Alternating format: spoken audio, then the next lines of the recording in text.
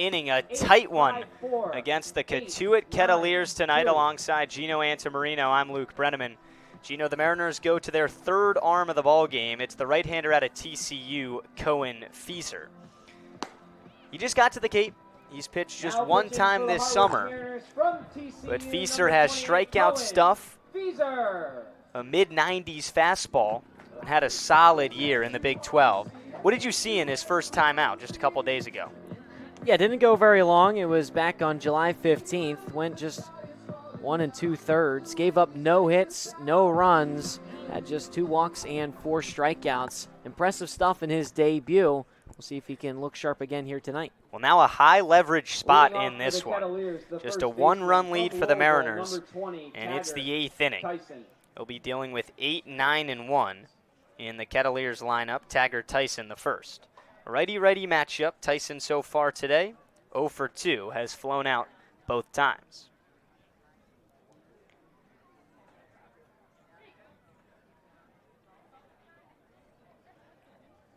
Fieser ready to go. He winds and fires. First pitch of the 8th. In there, strike 1. So Doran's day is over. Went 2 innings, 2 hits, no runs, 2 walks, and a strikeout. Just couldn't really find the zone at times, though, Luke. 0-1 is up high, 1-1. Yeah, Doran is definitely a work in progress. He still went 2 scoreless. Right. So you look at the numbers, Nothing but to scoff at. They definitely don't tell the whole story. A triple play where the runner at second was in motion on the ground ball to third. Just worked out perfectly. The bat goes flying on the foul tip from Tyson. Fieser able to get ahead, 1 ball and 2 strikes. In a situation like this, though, Gino, you bring in a reliever, just been here for a couple days, his second appearance of the summer. For Fieser, it's about mentality. Do you want to be in a position like this early on in the summer, high leverage? Are you dying to put yourself and trust your arm to really have the weight of the Mariners right now and part of this game on the line? Or do you shy away from it and quickly into this at-bat in the 8th inning, he's throwing strikes?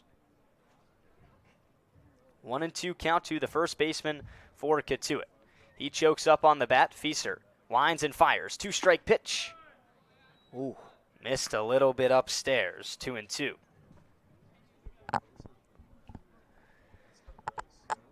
Fieser didn't love that call. That was a nice slider coming in, starting towards the right-handed hitter. 2-2. Went to the fastball and popped him up. Over at second base, that's DiCarlo. He makes the catch, 1 down in the 8th. A nice start for Fieser. Mariners pitching proving to be as good as advertised. Number 1 with the lowest ERA in the Cape. They gave up just 2 runs last night to YD. It was a total of 2 arms. That was Heiberger and Adam Arthur. And now tonight, working on the third pitcher, Johnson with the marvelous 5 innings of 1-run baseball. The batter is Case Sanderson. All kinds of pinch hitters in this game. Fans, if you're missing your cell phone, we have one at the merchandise booth. Missing a cell phone at the merchandise Sanderson booth. is pinch hitting for the catcher Luke Lavin. Lavin was 0 for 2 in his start offensively tonight. 1 out, nobody on. The Mariners up 2-1 in the top of the 8th. A tight one, the final game before the Cape League All-Star break. First pitch, up and away with the fastball, 1-0.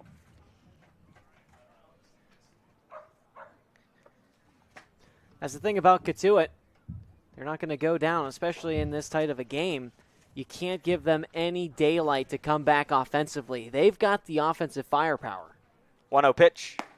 Up high, 94 with the fastball. 2 balls and no strikes. I mean, one of the top teams in the Cape in batting average, runs, all the offensive stats. They're right there. A testament to just how solid this Mariners staff is. Held them to 4 hits and 1 run. 2-0. Swinging a foul straight back. Fieser on the board with the first strike of the count. 2 balls and 1 strike to the pinch hitter Case Sanderson. Lauren Hibbs, the manager of this Kettleer team. And he's switching things up. They don't have any offensive momentum right now. This is now the 3rd pinch hitter of the ball game. 2-1. In there. That evens the count at 2-2.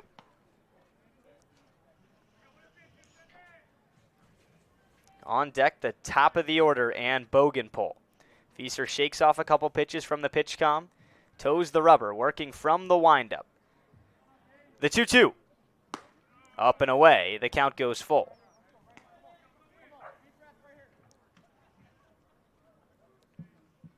All kinds of new guys in town. It felt like the roster was really still for a while. Then you get Wells, the new catcher, in, and the second baseman, DiCarlo. Now a couple new arms, both Doran and Fieser. Payoff pitch, foul tip. Sanderson stays alive. Yeah, you got to think for those guys specifically, it can be a little bit tough to get implemented into a lineup of guys and opponents that have been on the Cape for the most part the entire summer or most of the summer. But at the same time, it could give your team a lot of energy, right? It's fresh blood. It's fresh energy. Another payoff. Fouled off down the left field line. Sanderson really grinding in this pitch hit opportunity. Every base runner just means so much in games like this. Gino, would you say it's good to see? I know they won last night, and you always want to hold the opposing team to less runs, but is it good to see Mariner baseball in this style come back a little bit? Because we were playing shootouts almost every night. Absolutely, and for the most part, Mariners were coming out on the wrong side of it. Guess what? Swinging a foul. Sanderson digging in here with one out and nobody on in the eighth. Sanderson in his 25th game for Cotuit this summer. 2.24 average. But he can work a lot of walks, second most on the team. Fieser trying to win this battle. He gets the signal. Kick, steals. Fastball right on in the hands of Sanderson, and he spoils it away. That was an excellent pitch. Always got to wonder the mindset in a battle like this. There's no other distractions. Nobody on. The tying runs at the plate. And these two, Fieser and Sanderson, just head-to-head right now. Fieser's been pounding the zone with strikes. Sanderson staying alive. Another 3-2. Struck him out. Went to the slider and had Sanderson reaching. 2 down in the eighth. Fieser wins that battle a long at-bat. That's impressive stuff. The center fielder from Missouri If you're State, Fieser number to 19, just Caden continue to pound Bogenball. the strike zone, to have that discipline and that ability, I mean, that says a lot about him. That count was a 3-ball count for a long time. Yeah. Right on cue with what you were saying, Gino. You have to have confidence in your stuff to never waver and just stay on the downhill. Lineup turns over. Bogenpole spits on a pitch in the dirt. He's ahead 1-0. But it's also saying something that when you come into a game like this, it's easy to really value every pitch. Just one run, every pitch, and every batter. You're addressing the tying run. Here's the 1-0 to Bogenpole. Right on the outside lower edge, 1-1. But he attacked the bottom of this order, and now he's made his life a whole lot easier here with Bogenpole and the rest of the guys following him with nobody on and 2 outs. He kicks and deals the 1-1. Fouled straight back, 1 strike away from getting out of the eighth. Harwich up 2-1. It's been a battle of the staffs tonight on the rubber.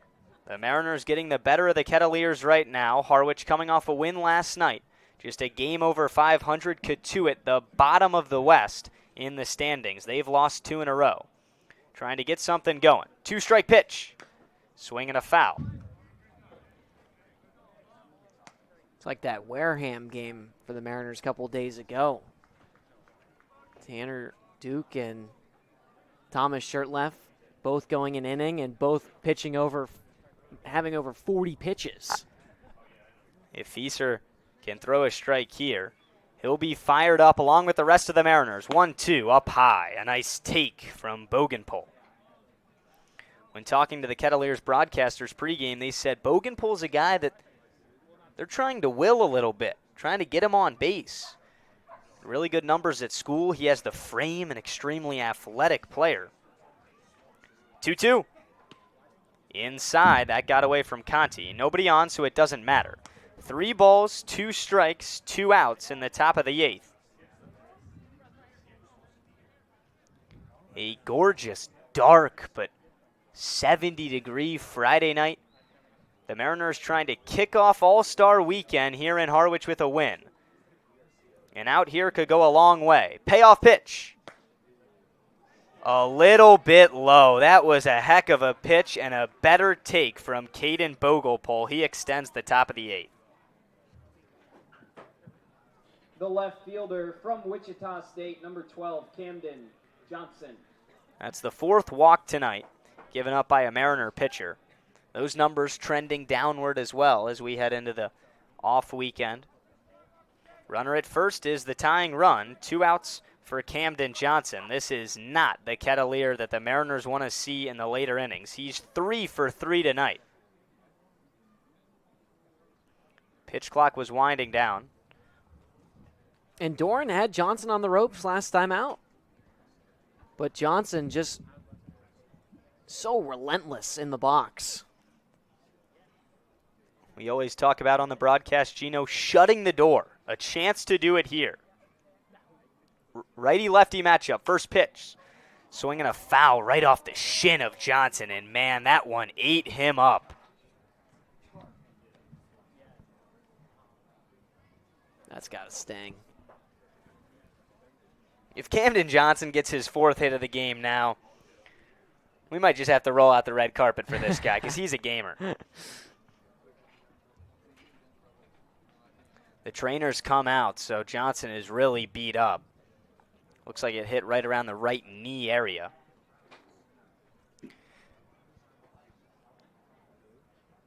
Right along that shin, too. It's got to hurt.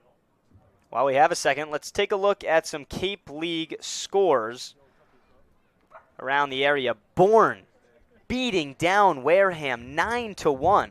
Wareham on a 7-game winning streak. So that's at jeopardy. The Bourne Braves are knocking on the door of 500 if they can hold out an 8-run lead in the 8th. It's funny because the West is so just tight. I mean, the difference between first and last is a difference of 4 points. Chatham, the last place team, if you flip divisions in the East, up 7-0 in the 5th against Brewster. And I would not count the Anglers out. Every time we've seen them this summer, just a little bit of prep, you look into their numbers and their talent coming from the college seasons, especially in their lineup, and we always look at each other and say, how the heck is this team under 500? Yeah. And that's the team who's out of the postseason right now if the season ended today in the East. So Harwich looking for a win and a cross-division matchup here against Cotuit. Johnson looks to be okay, a tough kid. He's 3 for 3 tonight, has scored the only run for the Kettleers at White House Field. 1 on, 2 outs, an 0-1 count to the third baseman for Cotuit. Fieser, after a long break, is set. 0-1 offering. Inside, 1-1.